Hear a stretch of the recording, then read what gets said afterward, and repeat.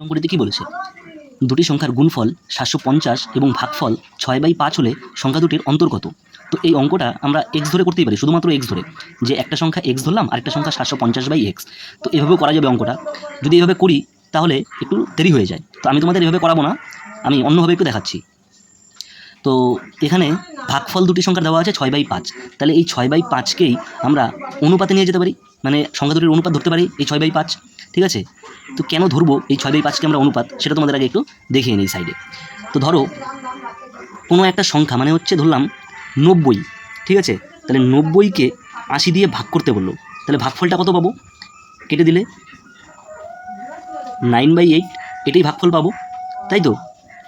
তাহলে এই ভাগফলটাই এই সংখ্যা দুটির অনুপাত আকারে প্রকাশ করতে পারি, একটা 9 আর একটা এত, সংখ্যা দুটির অনুপাত পেয়ে গেলাম। তাহলে এখানে বলেছে দুটি সংখ্যার গুণফল 750 এবং ভাগফল 6/5, তাহলে সংখ্যা দুটির অনুপাত আমরা এটা ধরে নিতে পারি। তাহলে একটা সংখ্যা হচ্ছে আমি অনুপাত কত 6, আর একটা অনুপাত কত 5, তাহলে এটাকে আমি 6x ধরলাম আর এটাকে আমি 5x ধরলাম, সংখ্যা দুটির অনুপাত। এবার দেখো দুটি সংখ্যার গুণফল বলেছে, দুটি সংখ্যার গুণফল যদি হয় 750, তাহলে এই সংখ্যা দুটিকে গুণ করলেই আমার হচ্ছে, তাহলে এই সংখ্যা দুটিকে যদি গুণ করি তাহলে কত হচ্ছে 30x স্কোয়ার সমান সমান 750, তাই তো? তাহলে এক্স স্কোয়ার সমান সমান কত হচ্ছে 750/30, কাটাকাটি করলাম 25, এক্স স্কোয়ার সমান সমান 25, এক্স ইজ ইকুয়াল টু 5 আসবে, এটা রুট ওভার হয়ে যাবে, রুট উঠালে 5 হবে। তো এক্স সমান সমান 5 পেলাম, কিন্তু অন্তর জানতে চেয়েছে।